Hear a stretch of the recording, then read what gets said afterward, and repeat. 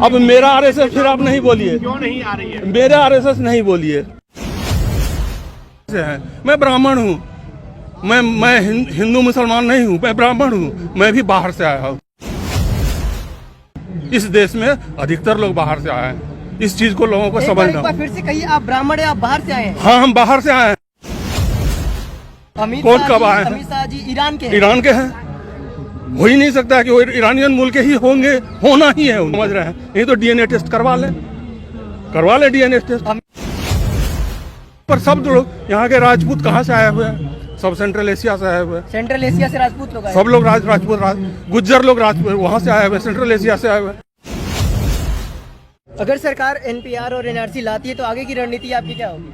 हम लोग इसको तो कभी लागू नहीं होने देंगे, क्योंकि इसका सबसे दुष्प्रभाव आदिवासियों पर पड़ता है। मैं बीके झा रांची में था और एक झारखंडी हूँ, यहाँ अभी दिल्ली में रहता हूँ। मैं इस सब चीज़ को अच्छी तरह से समझता हूँ और लोगों को आगाह करता हूँ कि लोग इस चीज़ को समझें। ये हिंदू मुसलमान की बात नहीं है, ये जनता और सरकार की बात है। जो जिनको हम चुने हैं कि हमारे लिए काम करो, वो हमारे लिए काम नहीं, हमारे ऊपर शासन करना चाहते हैं। बोलते हैं कि मैं नौकर हूँ, लेकिन नौकर की तरह से काम नहीं करना चाहते हैं। वो चाहते हैं कि हमसे हमारा सब अधिकार छीन लें और हम फिर उनके गुलाम बन के रहें। जो अंग्रेज जो गुलामी करवाना चाहते थे, सिर्फ वही फूट डालो और राज करो, उसी रास्ते पर वो चल रहे हैं। सरकार ये मान रही है कि हम लोग नहीं समझ रहे हैं, सब लोग समझ रहे हैं। ये हिंदू मुसलमान नहीं है, और हिंदू मुसलमान भी है तो मुसलमान भी तो हमारे आदिवासी भी हैं।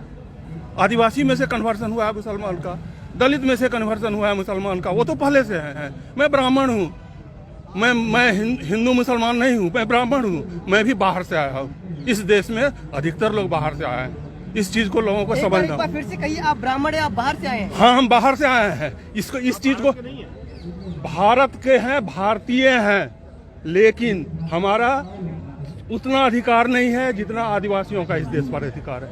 उनका पहला अधिकार है, हम उसके बाद आए। इस चीज को हम अगर नहीं समझ रहे हैं तो हमारे मोदी जी को समझना चाहिए। शाह जी बहुत बाद में आए हैं, वो ईरान मुल्क के हैं, उनको समझना चाहिए इस बात को। उन लोग समझ रहे हैं। नहीं तो डीएनए टेस्ट करवा ले डीएनए टेस्ट। कौन कब आए हैं? अमित शाह जी ईरान के हैं। हो ही नहीं सकता कि वो ईरानियन मुल्क के ही होंगे, होना ही है उनको। और लोगों को बरगलाए नहीं, सब भारतीय हैं। मैं आरएसएस का था। अच्छा। बचपन में 1960 से 67 तक मैं आरएसएस में था, और आरएसएस में हमेशा अखंड भारत की बात की गई। हमारे संघ चालक थे ईस्टर्न रीजन के ऋषि मुनि सिंह, हमेशा बात करते थे कि हम लोग अखंड भारत चाहते हैं। कहाँ गया अखंड भारत? हम क्यों जो हिंदू हैं अफगानिस्तान में उनको यहाँ लाए? अफगानिस्तान जब हमारा देश है, हमारा अखंड भारत का हिस्सा है अफगानिस्तान। बिल्कुल। हम वही आरएसएस वाले हमको बचपन में सिखलाए, पाकिस्तान हमारा अखंड भारत है। तो अखंड भारत का सिर्फ ज्योग्राफिकल ये नहीं होता है, पॉलिटिकल ज्योग्राफी नहीं होता है, एक कल्चर है हमारा।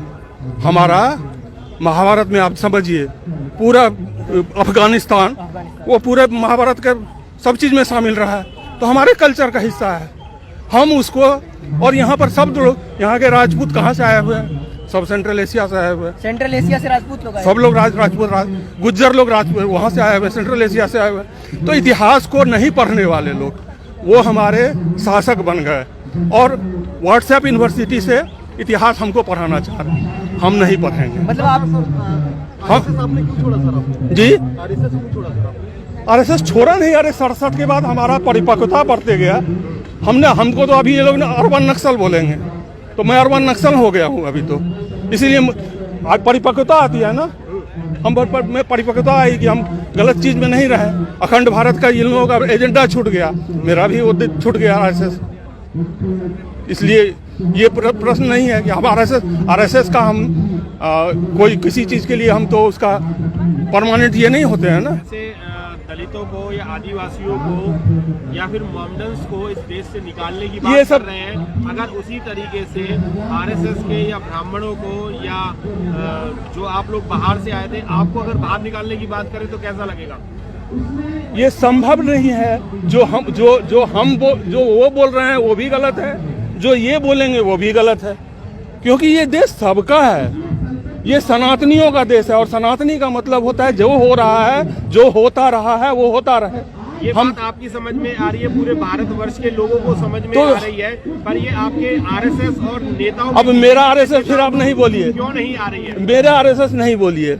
जिनका आरएसएस है वो जो उसको ओन कर रहे हैं उनका आरएसएस, जो इस देश को समझते हैं मेरी थाती है उनका देश, मेरा देश मेरा, उनको समझाने के लिए हम लोगों को, सब लोगों को सड़क पर आना पड़ा। आ गए हैं सजेशन बताइए। हम लोग सड़क पर आप कितने भी आंदोलन कर रहे हैं, 3 महीने से आंदोलन रोड डेली हो रहे हैं और बस करते। देखिए हम जब बताए कि हम आरएसएस में थे तो हम जयप्रकाश नारायण जी के भी साथ थे और उन्होंने अनवरत क्रांति की बात की है, संपूर्ण क्रांति और अनवरत क्रांति की बात की है। तो ये बहुत तो छोटा सा चीज, आदमी का जिंदगी जो है ना बहुत छोटा होता है। हमको हमारे देश का जो कंटिन्यूटी है वो तो चलते रहना है, हमारी सभ्यता का कंटिन्यूटी चलते रहना है। तो उसको चलाने के लिए हम अगर समझे कि हम अपनी ज़िंदगी में ही सब कुछ पालेंगे, पॉसिबल संभव नहीं है। हमको लड़ते रहना है, हमको सही दिशा दर्शन दिखलाते रहना है और जो गलत रास्ते हैं उनका विरोध करना है। तो ये क्या हम ऐसे लोगों से अपनी जान की भीख ना मांग करके, अपने अधिकार ना मांग करके हम उन्हें देश से ही बाहर भगाएं तो कैसा रहेगा? नहीं, ये गलत होगा, ये गलत होगा, क्योंकि देश सबका है। जो नहीं समझ रहे हैं, हमारा भाई अगर हमारे साथ है और वो नहीं समझ रहा है कि इस जमीन पर सबका अधिकार है, मेरा भी अधिकार है, इसका भी अधिकार है और सबका अधिकार है, सबके लिए है, पृथ्वी सबके लिए है। लोगों को नहीं समझ में आ रहा है ये पृथ्वी अभी जितनी आबादी है 8 अरब करीब आबादी है, जितना हमारा विज्ञान ये डेवलपमेंट हुआ है और बहुत सारा डेवलपमेंट संभव है। अभी का जो डेवलपमेंट हो चुका है उस वैज्ञानिकता से हम इससे 10 गुना आबादी को खिला सकते हैं, लेकिन हम लोग लगे हुए हैं हिंदू मुसलमान और डिविजनिस्ट में।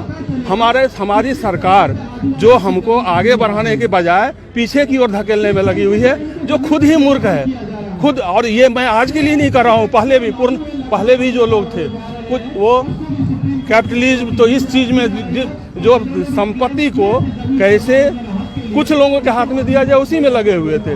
तो और जो अवेलेबल है और आगे कैसे बढ़े, मानव सभ्यता को कैसे लाइफ इजी किया जाए उसके लिए नहीं बढ़ रहे, बिजनेस इजी करने में लगे हुए रहते हैं। इस सब चीज़ को सभी अच्छे तरह से सब लोगों को समझना है और सबको सामूहिक, इसमें ब्राह्मण और आदिवासी और ये सब चीज़ नहीं कुछ करना है, हम लोग सब लोग साथ।